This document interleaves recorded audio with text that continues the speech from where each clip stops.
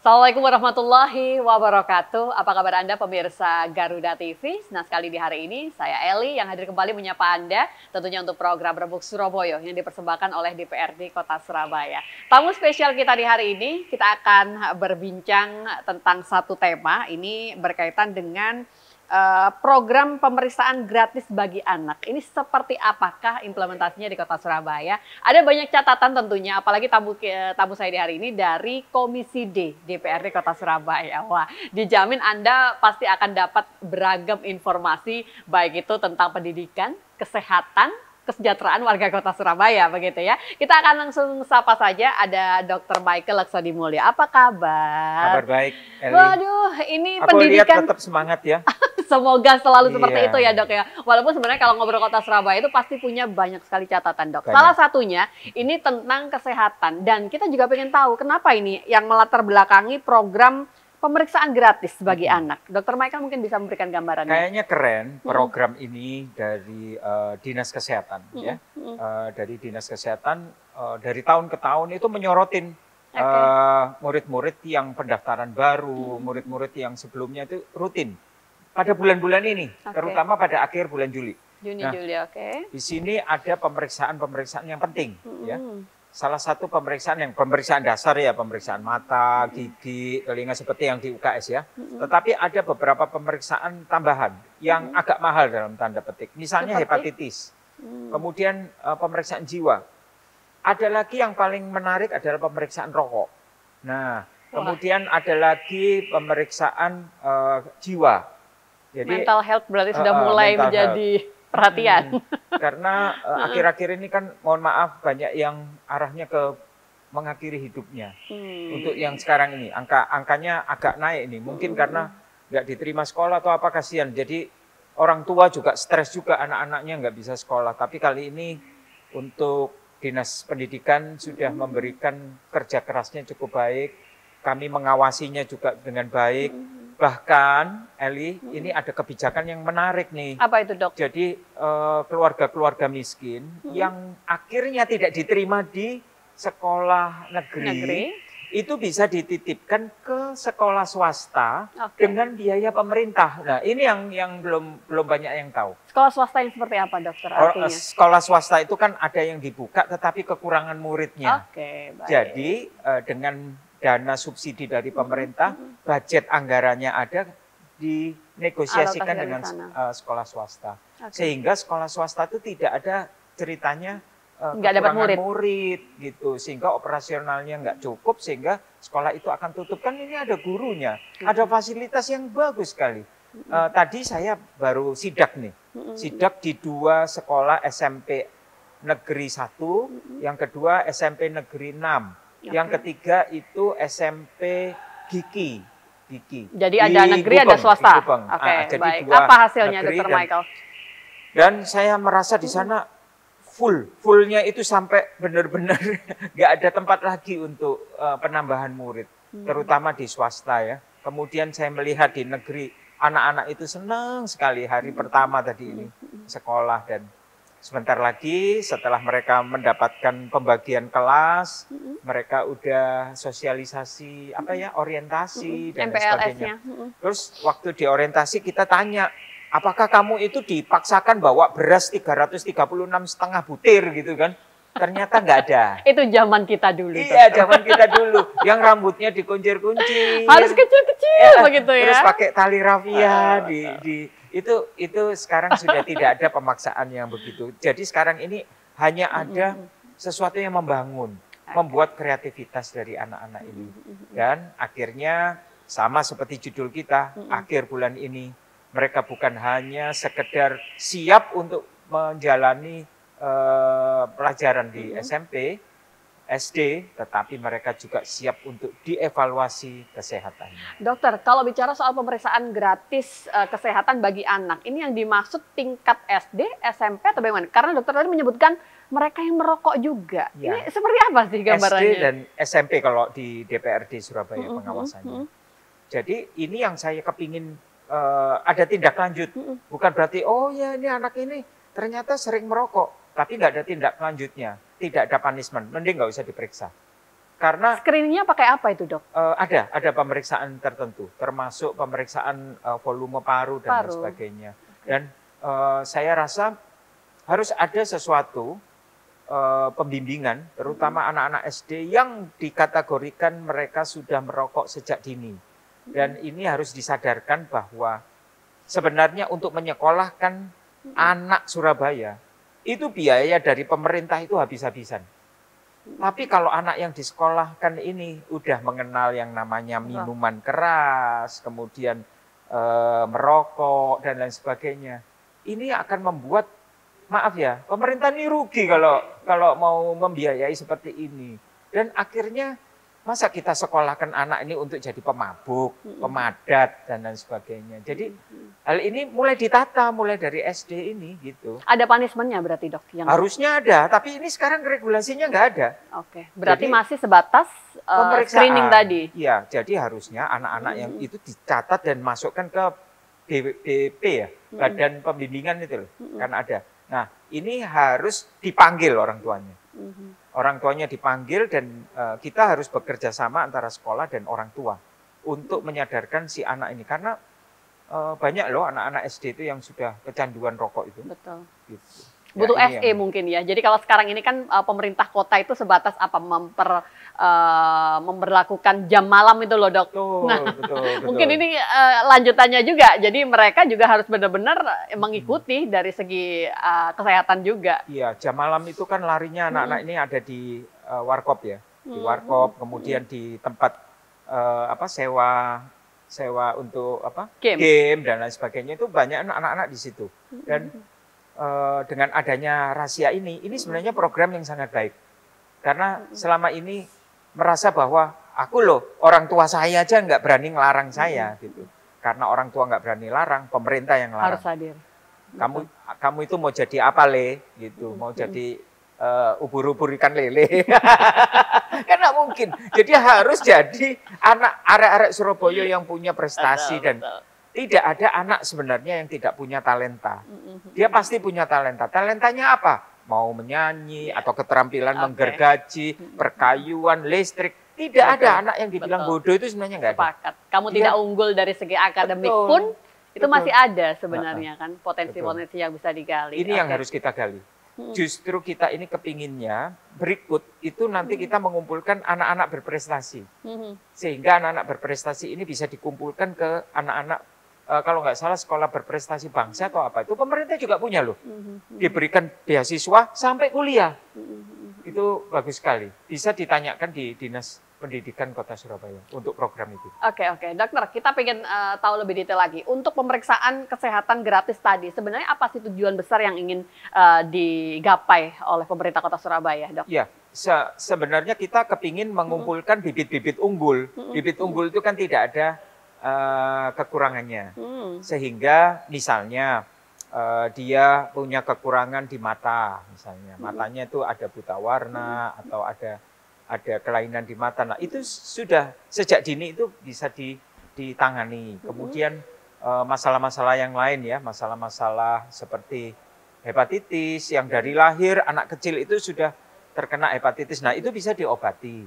Kemudian ada lagi untuk masalah tuberkulose. Nah, tuberkulose ini sekarang ini Surabaya lagi gencar-gencarnya perang terhadap tuberkulose. Justru penularan yang paling banyak itu di sekolah untuk tuberkulose. Jadi kita juga ada tes loh tuberkulose. Kemudian kalaupun dia dinyatakan positif itu juga harus orang tuanya dipanggil. Orang tua dipanggil, kemudian ada pelaporan untuk minum obat secara teratur.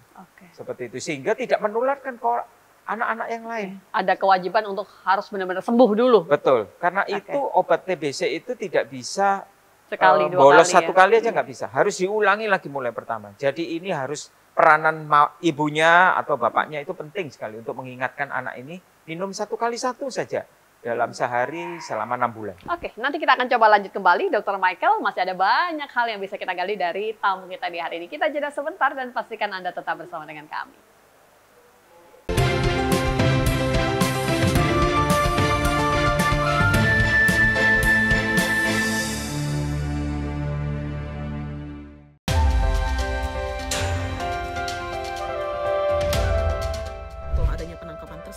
berbagai peristiwa penting terjadi sepanjang hari.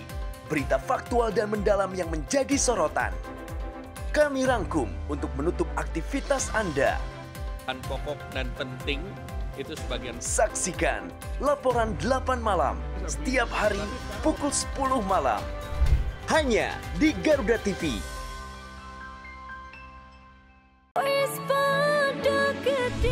Update seputar lagu dan penyanyi hits dangdut Indonesia. Info menarik di balik album terbaik penyanyi hits dangdut. Cinta, panjatkan doa pada yang kuasa. Bayar hutang hari ini, janji bayar. Bahwa aku mencintaimu. Dangdut Gemoy. Hanya di Garuda TV.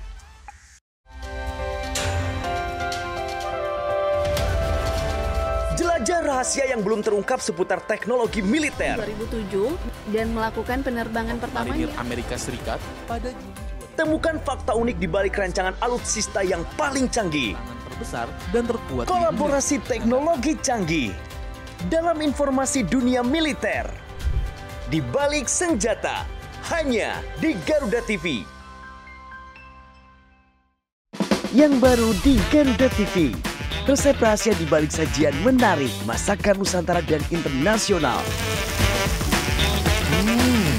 Untuk menambah resep hidangan di rumah Anda.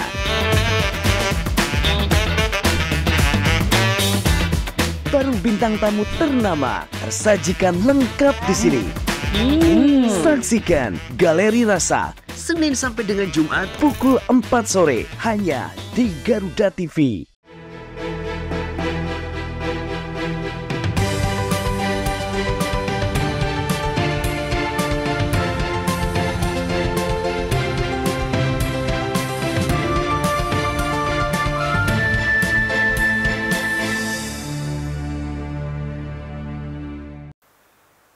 Ya, baik. Terima kasih Anda yang masih bersama dengan kami, pemirsa Garuda TV. Dan memang kalau sudah dapat begitu ya, narasumber yang sangat luar biasa, apalagi kalau sudah dari Komisi D. Aduh, dijamin deh kita pasti akan ada banyak topik yang bisa coba kita gali begitu ya. Problem atau juga mungkin beberapa hal yang ingin Anda ketahui dari beberapa permasalahan di Kota Surabaya. Dr. Michael, tadi masih soal TBC, saya masih ingin memperdalam sedikit. Kemarin itu kan sempat viral juga ya, jadi angkanya yang terus meningkat. Nah, sampai dengan hari ini apa antisipasi atau juga langkah konkret yang sudah dipersiapkan, Dok, untuk Kota Surabaya?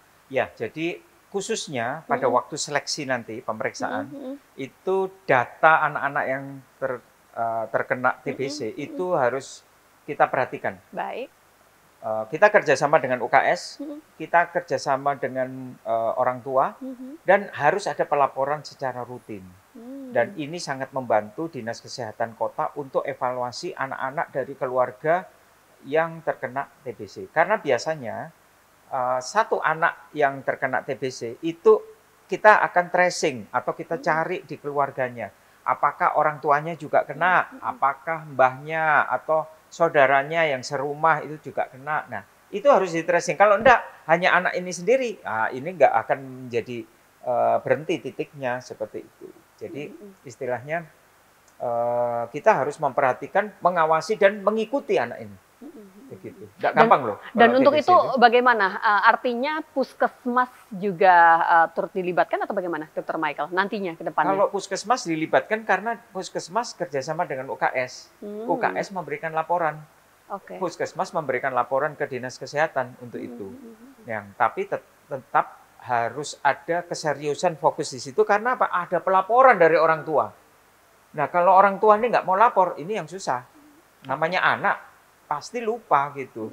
Jadi harus ada komitmen dari ibunya atau bapaknya untuk bisa teratur. Oke, dokter, masih berkaitan dengan tema kita di hari ini. Jadi pemeriksaan gratis ini mungkin kalau kita coba kaitkan pada tumbuh kembang anak-anak di Kota Surabaya. Ini juga akan tersinkronkan juga begitu ya dengan anak yang gizi buruk. Angkanya yang mungkin walaupun tidak tinggi, tapi masih ada, Dok, di Kota Surabaya. Bagaimana tanggapan Dr. Presiden Michael? kita itu justru fokusnya ke situ.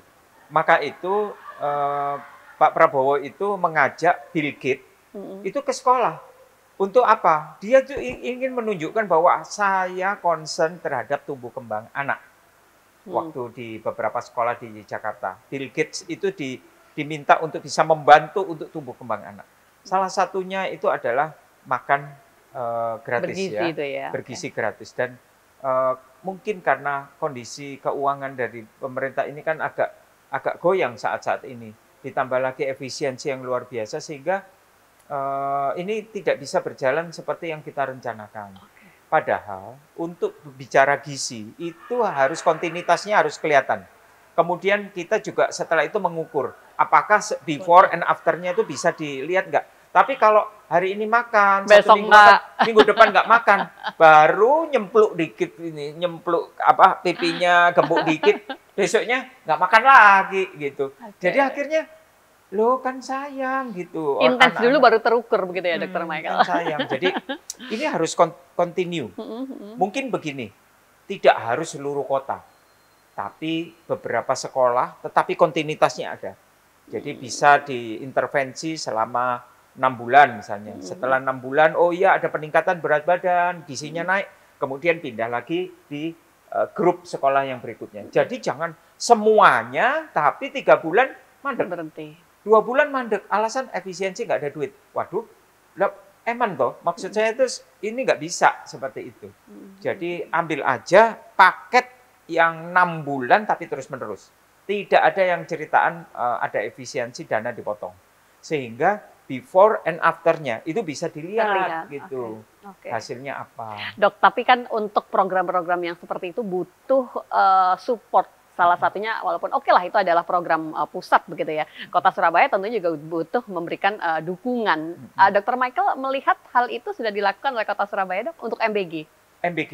MBG itu sebenarnya harusnya jangan dibiarkan pemerintah ini terbeban sendiri. Karena kan sebenarnya kita bisa melibatkan CSR.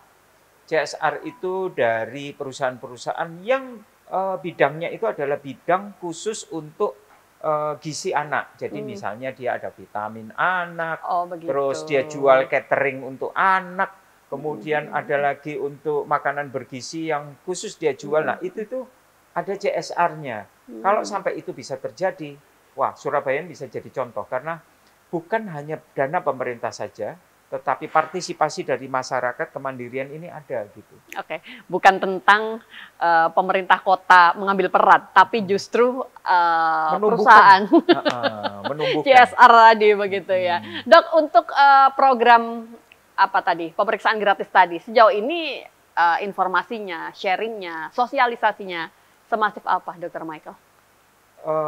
Karena ini sudah rutin tiap tahun, jadi sekolah itu sudah siap-siap, sudah siap-siap.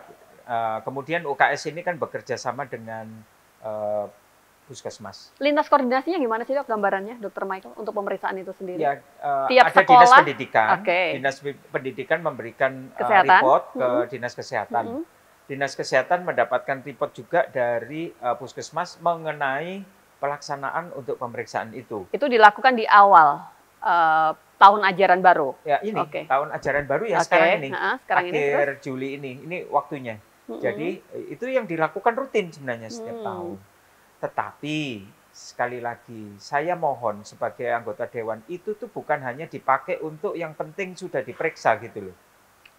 Jadi misalnya anak ini kok kelihatan lesu padahal sudah diperiksa. Periksanya baik tapi anaknya kelihatan kurang bersemangat, kurang lesu dan tidak punya seperti teman-temannya yang lain.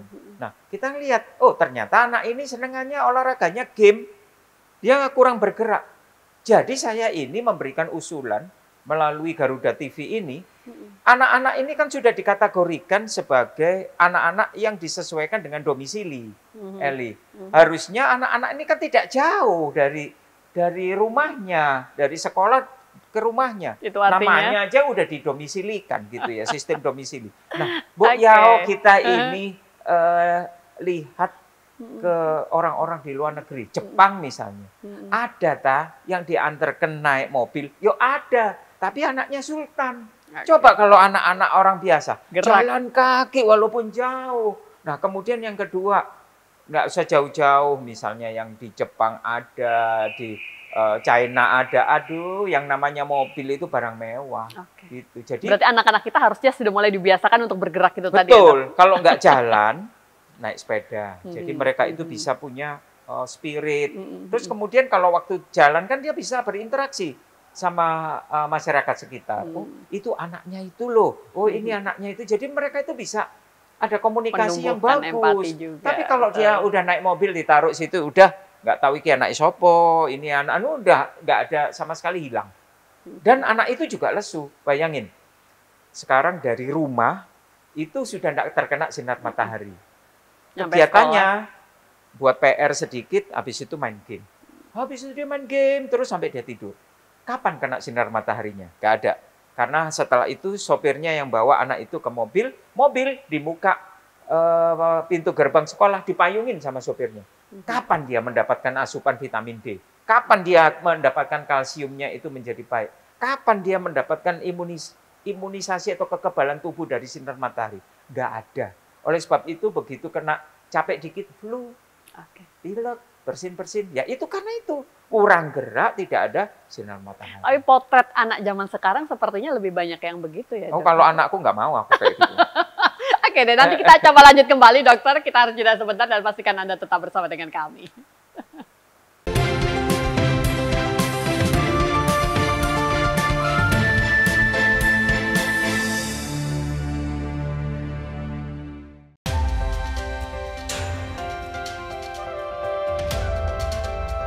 Yang pertama dan paling hangat, informasi yang menemani Anda memulai ragam aktivitas.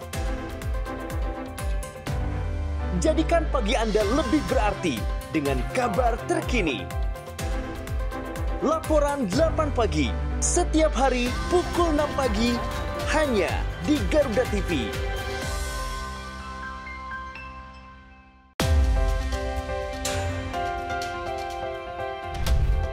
Kolaborasi teknologi canggih di medan pertahanan negeri. Dengan pesawat tempur dan perang elektronika. Dalam informasi dunia militer, di garda terdepan. 737 pesawat CN-235 kali perlengkapan senjata untuk menyerang musuh. Pertunjukan hebat dari TNI Angkatan. Garda dunia, setiap hari hanya di Garuda TV. Ketika bangsa kita menghadapi tantangan besar, hanya persatuan yang menjadi kunci utama.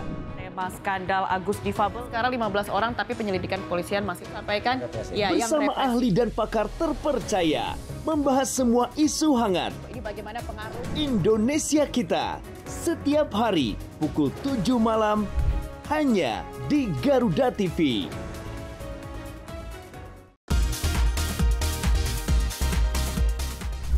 Sajian informatif mengenai ragam fakta unik dari seluruh penjuru dunia. Mengulas berbagai fenomena menarik dan langka yang kaya akan wawasan. Pengetahuan dan humaniora, Oxford University awalnya justru dibuat Karena desainnya yang transparan, para pengunjung yang menginap di sana. Info Miss Wow hanya di Garuda TV.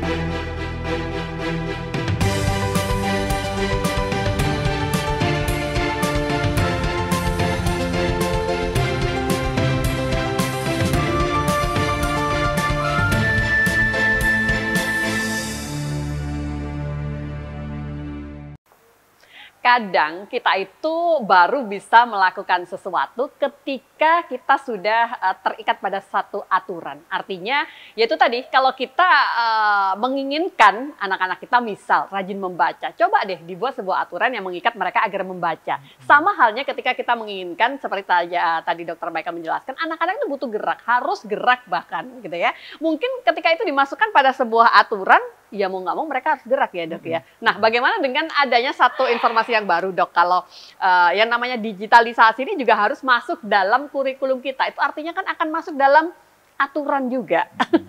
Bagaimana, ini kan kontradiktif sekali, kita pengen anak-anak kita gerak, tapi di sisi lain ada hal yang berbeda di sana. Ya, ini yang lagi diperbincangkan ini sekarang, ini lagi rame-ramenya diperbincangkan, yaitu kurikulum mengenai digitalisasi. Oke. Nah, buat saya yang saya tanya, apakah kurikulum digitalisasi atau mendigitalisasi kurikulum. Itu beda loh. Kalau kurikulum digitalisasi itu berkaitan dengan coding. Lah ya, anak SD itu ngapain diajari coding, itu belum waktunya, nanti itu SMP baru bisa. Tapi ini dipaksakan karena ini kan masuk di dalam kurikulum digitalisasi. Dan itu memang perlu untuk masa depan anak-anak. Tapi disesuaikan umurnya gitu loh. Nah, tambah lagi, ditambah apa? Saya mungkin kalau salah, Mobile Legend. Itu, Mobile Legend itu kayak game yang sport, yang dianggap sport. E-sport. Nah, itu perlu dikaji. Apakah benar yang seperti itu? Ataukah yang menurut saya, pemikiran saya, itu kurikulum yang digitalisasi. Artinya begini, kalau di sekolah, anak-anak itu misalnya dia mau belajar mengenai rumus Newton misalnya ya, gravitasi dan lain sebagainya. Itu jangan dikasih semuanya.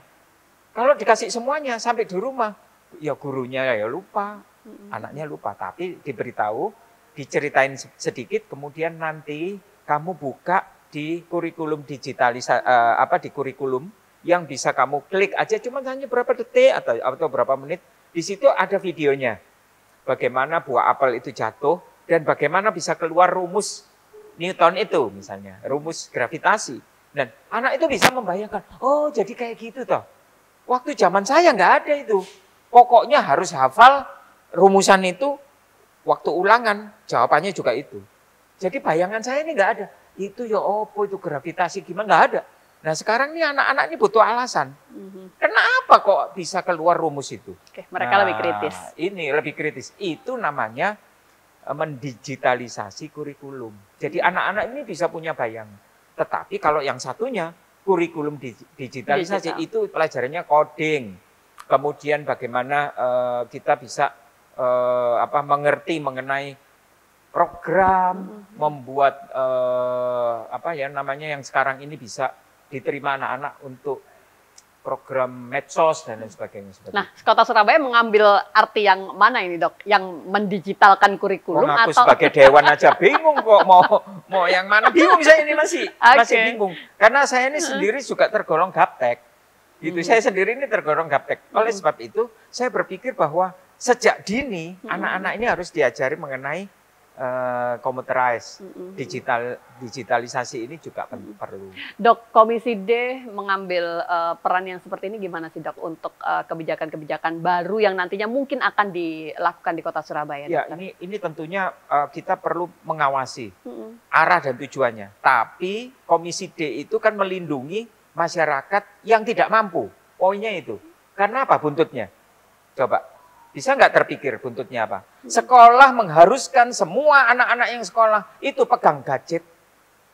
Nah kalau keluarga yang nggak mampu, handphone satu keluarga aja dapat satu, handphone aja sudah alhamdulillah. Jadi susah kita mau ngomong. Oleh sebab itu saya di dalam siaran ini menghimbau kepada sekolah-sekolah, jangan sampai ada satu sekolah yang memberatkan keluarga atau orang tua, terutama untuk yang tidak mampu, itu dengan mengharuskan karena ada kurikulum digitalisasi, maka seluruh anak-anak harus memiliki handphone atau harus memiliki laptop seperti kayak di luar negeri, harus ada iPad dan lain sebagainya, duitnya sopo. Sedangkan ini aja kita harus memikirkan bagaimana BPJS ini bisa melindungi keluarga yang miskin, bagaimana anak-anak ini bisa dilindungi dengan sekolah free sampai SMA.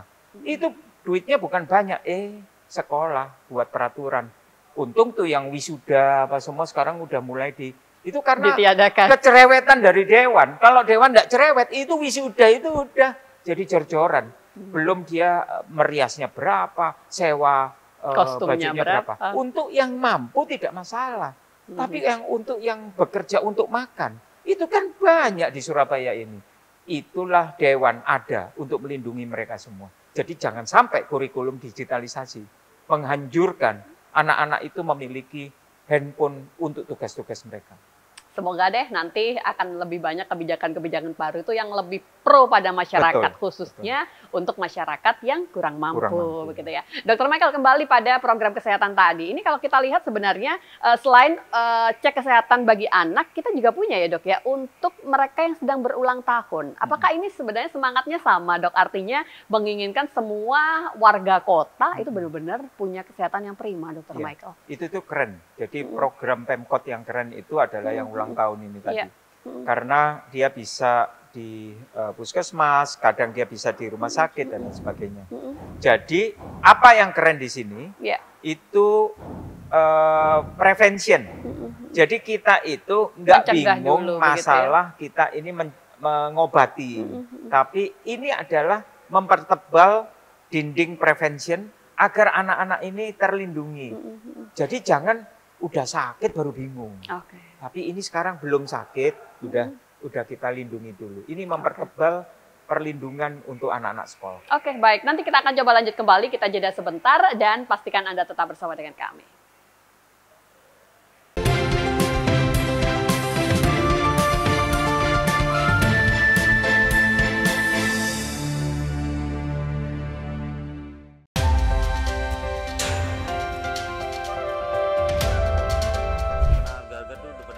Update kasus dan isu terhangat langsung dari lapangan. Bareskrim Polri berhasil menggagal 6 partai oposisi Korea. Faktual, padat dan akurat. Ikuti setiap perkembangan di laporan 8 petang setiap hari pukul 6 sore. Live di Garuda TV.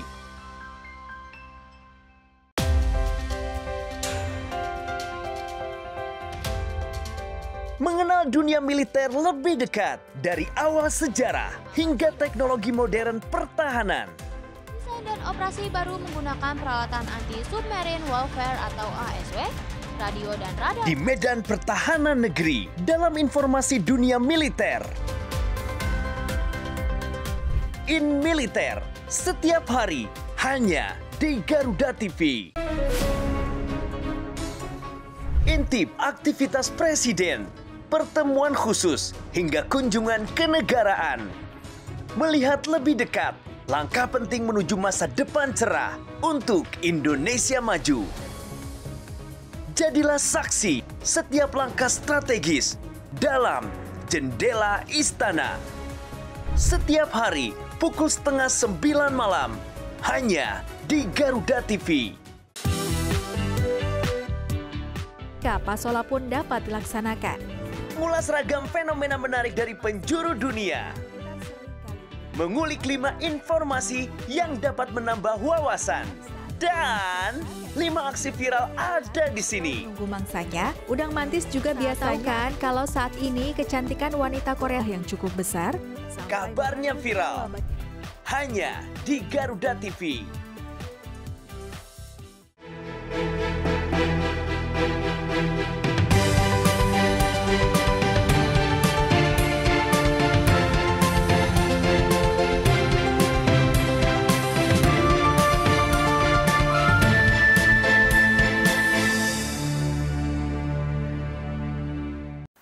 Tentunya masyarakat di Kota Surabaya menyambut dengan baik begitu ya. Kalau tadi Dr. Michael menyebutkan ini sebenarnya program yang sudah running setiap tahun begitu kan, pemeriksaan kesehatan bagi anak. Tapi kita juga ingin tahu di samping beberapa program yang sudah berjalan tadi, sebenarnya ada nggak sih dok permasalahan-permasalahan yang jauh lebih krusial kalau berkaitan dengan kesehatan anak di Kota Surabaya, dokter? Kalau saya sih masih di tahap tumbuh kembang anak ya. Jadi anak-anak ini harus diperhatikan gizinya.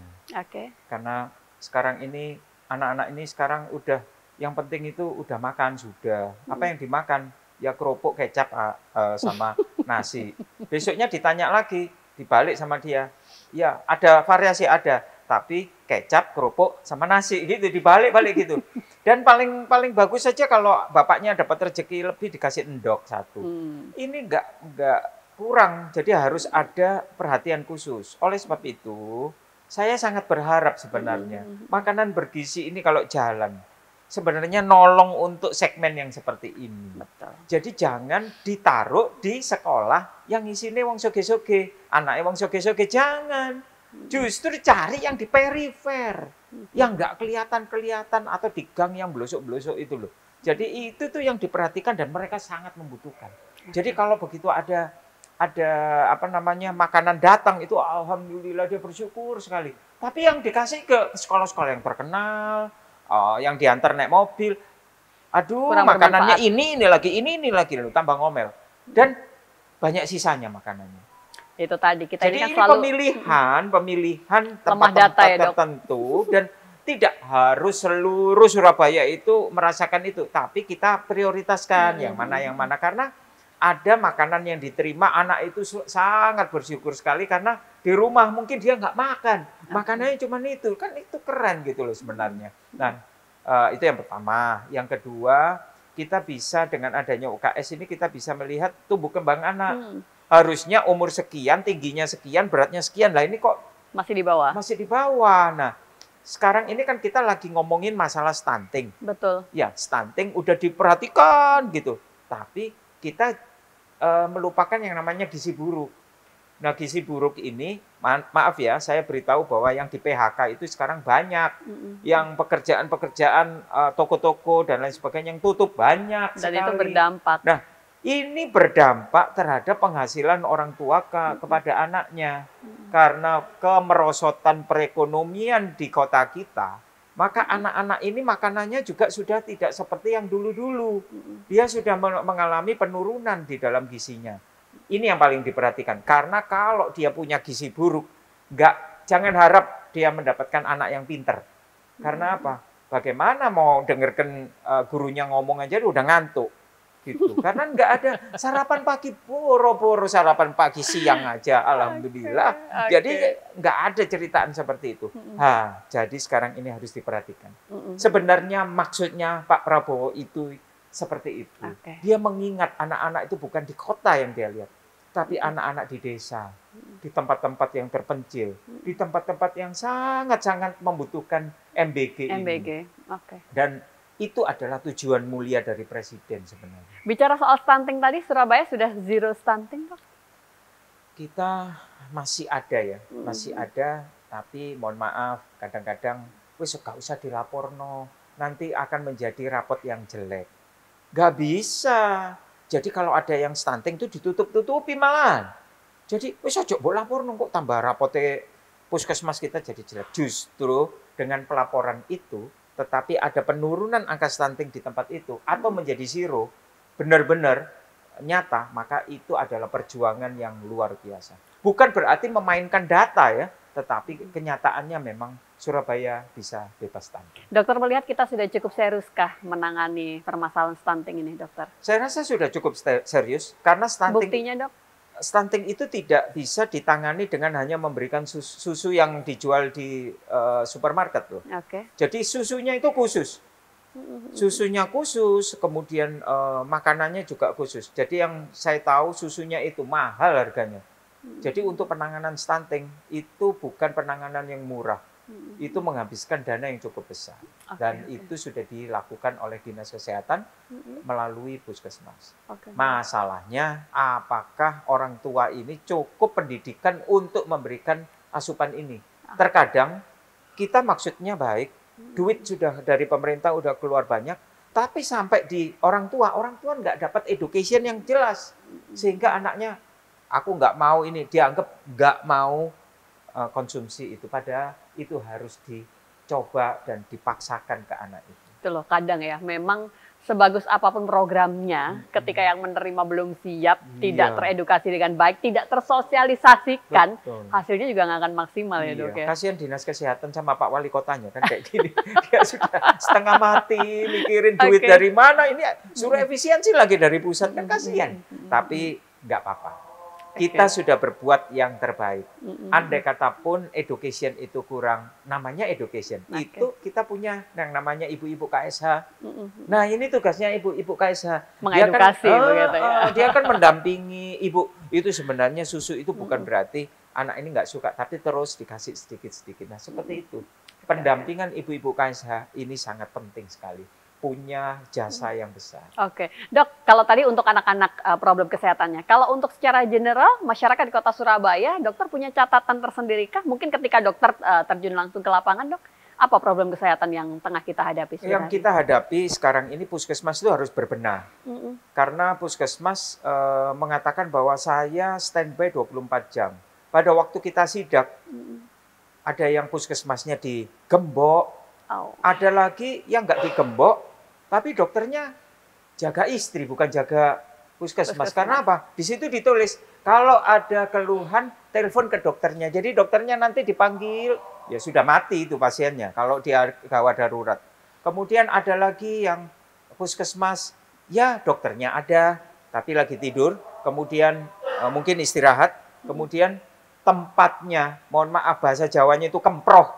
Kemproh itu istilahnya. Kalau saya disuruh tidur di situ, saya nggak mau. Pernah sidak secara langsung, dokter? Iya, saya pernah sidak dan itu dikumpulkan seluruh puskesmas. Kemudian Komisi D ini berbicara. Layakkah anakmu itu kalau ditaruh situ, anaknya dokter itu ditaruh di situ. Kalau dia tidak mau, jangan dikasihkan ke warga gitu loh. Jadi di situ itu isinya apa? Map. Ada lagi. Jadi tempat periksa itu juga merangkap kantor. Saya sampai protes waktu itu loh. Kenapa kok jadi begini ya? Karena ruangan kita ini kurang. Terbatas. Sekali lagi, kita itu harus membenahi yang garda yang paling depan. Jadi ini puskesmas itu berhadapan dengan pasien. Langsung. Jadi kita ini jangan berpikir mulu-mulu, oh nanti kita akan bangun rumah sakit yang canggih dengan alat-alat yang canggih. Loh, di puskesmas itu loh, saya lihat pada waktu itu tabungnya itu nggak ada isinya oksigen. Lah kalau orang anak itu megap, terus habis gitu, oh maaf Bu, oksigennya habis. Itu tidak boleh terjadi karena itu pelanggaran loh. Kalau seperti itu. Jangan ditulis puskesmas 24 jam, tapi obatnya nggak ada, dokternya ada pun kadaluarsa, dokternya jaga di rumah, jaga tidur dengan istri. Terus siapa ini? Ada pun dokter ada semua, tempatnya kemproh, kotor, tidak layak. Nah, ini yang perlu disoroti karena kita kepingin masyarakat Surabaya itu dapat proteksi pelayanan yang terbaik.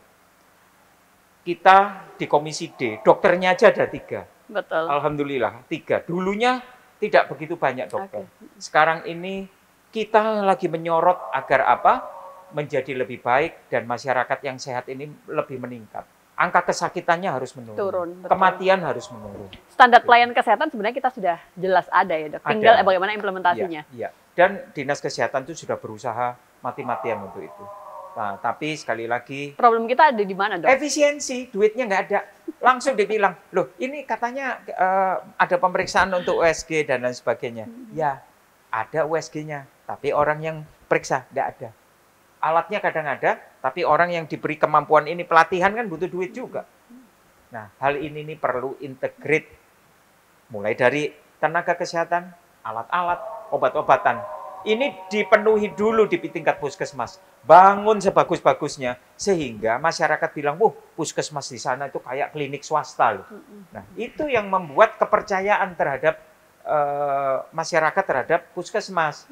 Nah, bagaimana puskesmas mau diketok aja udah dilihat ada gemboknya. Atau puskesmasnya udah tutup.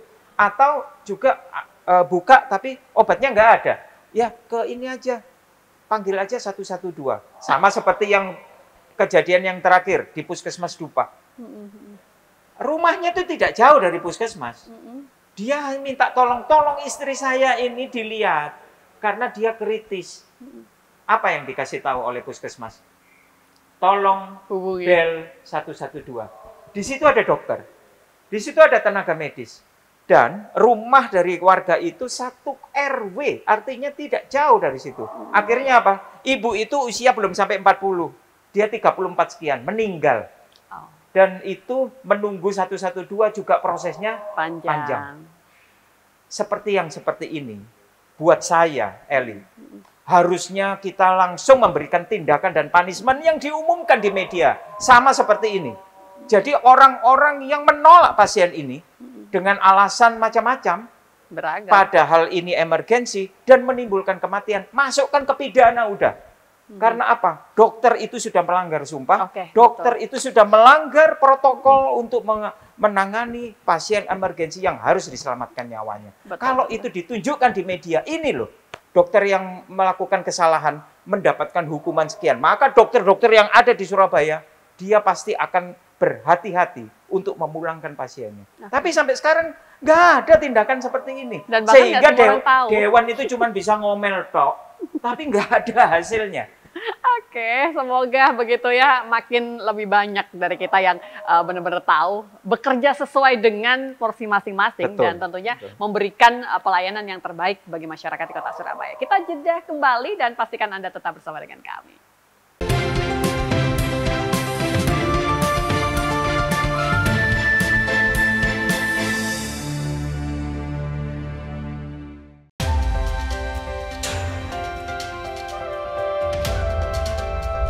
Jangan lewatkan jam rehat Anda dengan perkembangan informasi paling aktual.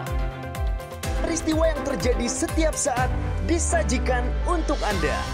Operasi yang dikelola oleh warga binaan. Laporan 8 siang, setiap hari pukul 12 siang, hanya di Garuda TV.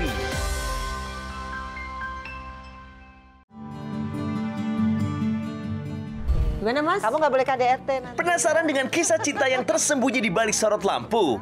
Cari tahu perjalanan spiritual yang akan mengubah pandangan tentang cinta kita. Amin. Bersama Tias Mirasih dan konsultan spiritual cinta yang akan mengungkap rahasia cinta para bintang ternama di Kita dan Cinta. Setiap hari pukul 1 siang hanya di Garuda TV. Semua yang lucu ada di sini. Dan pastinya bikin weekend Anda makin seru. Yang dijamin bikin ketawa.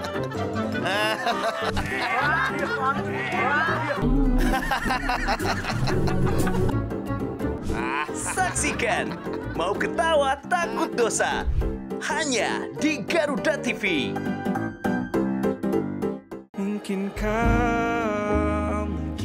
Temukan lagu-lagu hits yang sedang trending. Update playlist musik penyanyi favoritmu yang pastinya gak bakalan ketinggalan.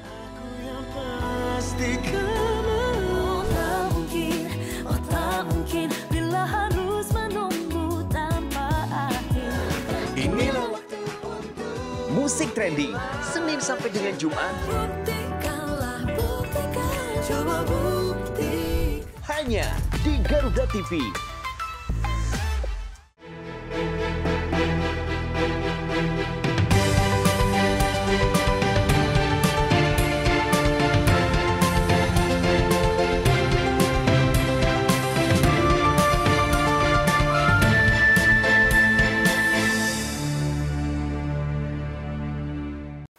Beragam program yang memang sudah di-running di Kota Surabaya. Salah satunya ini yang tengah kita bahas di hari ini begitu ya. Pemeriksaan kesehatan gratis bagi anak. Tujuannya adalah satu, memastikan kondisi anak-anak di Kota Surabaya itu benar-benar sehat dengan memanfaatkan layanan kesehatan secara maksimal. Nah, tentunya dari apa yang sudah disampaikan oleh Dr. Michael tadi, poin-poin tertentu sudah dapat kita garis bawahi. Tapi dokter, kita juga pengennya Kota Surabaya jauh lebih baik lagi begitu ya. Tidak hanya untuk urusan pendidikan, tapi kesehatan juga, termasuk juga banyak hal begitu. Apa mungkin pesan yang bisa disampaikan, Dr. Michael? Baik, jadi untuk pendidikan ya, untuk pendidikan ini kan lintas dinas. Dari pendidikan ini saya menghimbau dinas pendidikan udah memberikan aturan penerimaan SPMB murid baru sesuai domisili.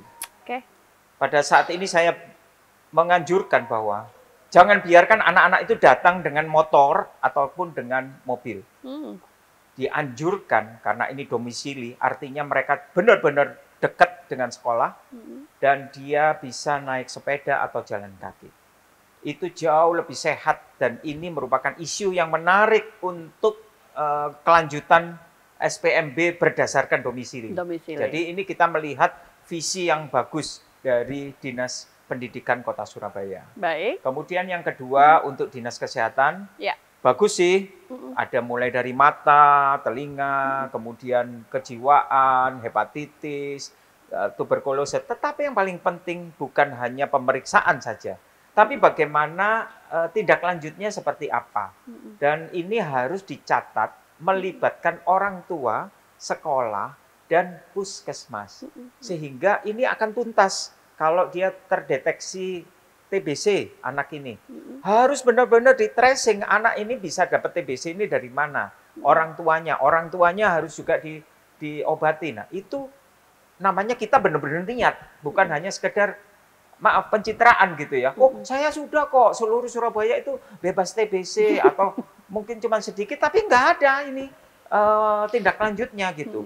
Nah itu yang pertama. Yang kedua, kita juga tahu bahwa ada tes merokok. Ini menarik loh dari Dinas Kesehatan, tes merokok itu saya dulu ya nggak ada itu seperti itu. Nah kalau memang dideteksi anak-anak SD sejak dini itu sudah merokok, apa tindakan dari Dinas Kesehatan untuk anak-anak ini? Betul. Jadi panggil juga orang tua, sekolah, wali kelas, guru BP untuk pembimbingan agar anak ini berubah. Tetapi kalau anak ini tidak berubah, itu harus jelas punishment-nya. Karena anak-anak ini dibiayai pemerintah. Pemerintah tidak akan membiayai anak-anak yang brengsek seperti ini. Betul. Lebih baik sekalian aja dimasukkan aja di tempat-tempat yang khusus untuk yang tatoan, yang ada piercing dan lain sebagainya, udah dijadikan band yang sekalian kayak gitu loh. Tapi untuk anak-anak ini jangan mempengaruhi anak-anak yang baik menjadi jelek. Nah, oleh sebab itu yang merokok biar disadarkan dengan pelajaran agama juga bisa atau apalah yang bisa. Nah, itu untuk Dinas Kesehatan. Jadi ada program yang berikutnya untuk anak-anak kita. Siap. Kemudian yang ketiga Dinsos. Dinsos ini anak-anak ini kan tidak semuanya anak-anak ini berkecukupan. Baik. Dengan kondisi ekonomi yang sekarang ini lagi drop, maka kita lebih banyak anak-anak yang kita perhatikan. Terutama juga sekarang ada DP3A untuk perlindungan anak dan perempuan. Mulai dari ibu-ibu yang hamil, itu jangan sampai mereka asupannya itu kurang. Itu dinas DP3A. Jadi dia harus melindungi ibu hamil itu dengan vitamin yang cukup, asupan gizi yang cukup. Dari mana? Dananya dari Dinsos. Kemudian sekali lagi kembali ke anak-anak miskin. Anak-anak ini kan juga butuh, kadang-kadang sakit, dia butuh untuk kontrol kembali ke rumah sakit. Tapi duitnya nggak ada. Nah, di Dinsos itu ada ambulan. Ini saya nerangkan karena apa? Saya ini baru tahu setelah diskusi-diskusi waktu datang ke sana. Ambulannya cukup banyak dan sering ada di garasi. Itu buat saya nggak senang saya seperti itu. Harusnya Justru kalau saya ke sana, saya tanya security, loh, di mana ini ambulannya yang segini banyak? Oh, ini karena dia nganterin ibu-ibu kontrol.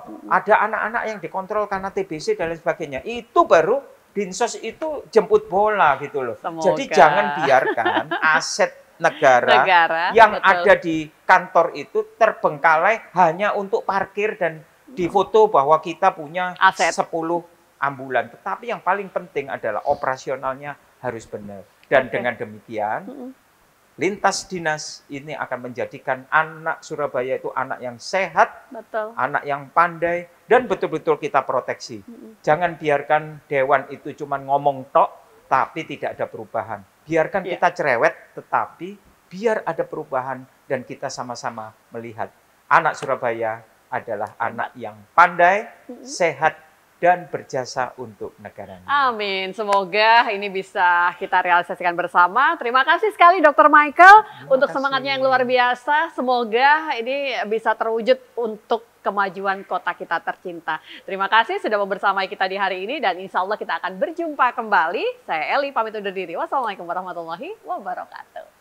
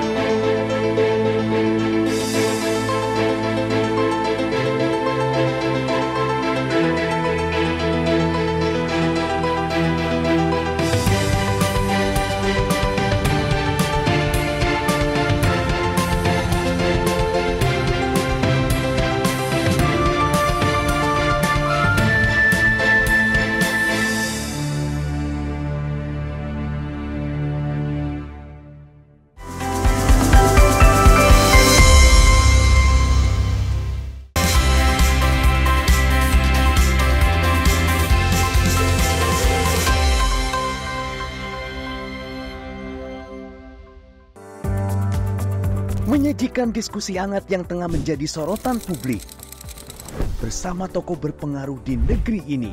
Terjadi apabila ada pengetahuan dan keberanian mengungkap berbagai pandangan dari isu sosial, politik, dan ekonomi. Sebetulnya karena semua di dalam sistem, semua tempat di mana ide memiliki arti penting. Saya selalu bilang, never give up. Orang penting setiap Jumat hingga Minggu pukul 9 malam hanya di Garuda TV.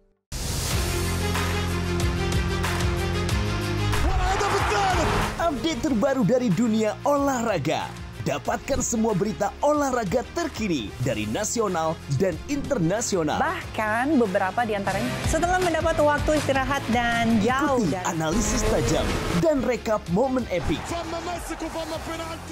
Saksikan Sport 8 setiap hari hanya di Garuda TV. Temukan lagu-lagu hits yang sedang trending. Update playlist musik penyanyi favoritmu yang pastinya gak bakalan ketinggalan.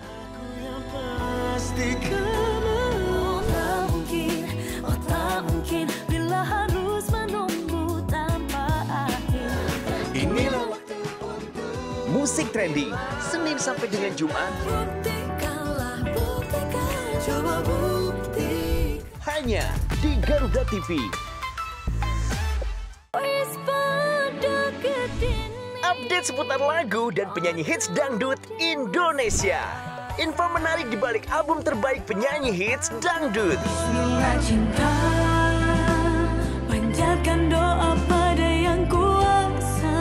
Bayar hutang hari ini, janji bayar bahwa aku mencintaimu. Dangdut Gemoy hanya di Garuda TV. Yang baru di Garuda TV, resep rahasia di balik sajian menarik masakan Nusantara dan internasional. Untuk menambah resep hidangan di rumah Anda.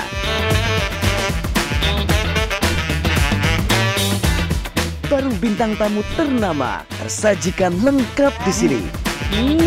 Saksikan Galeri Rasa Senin sampai dengan Jumat pukul 4 sore hanya di Garuda TV.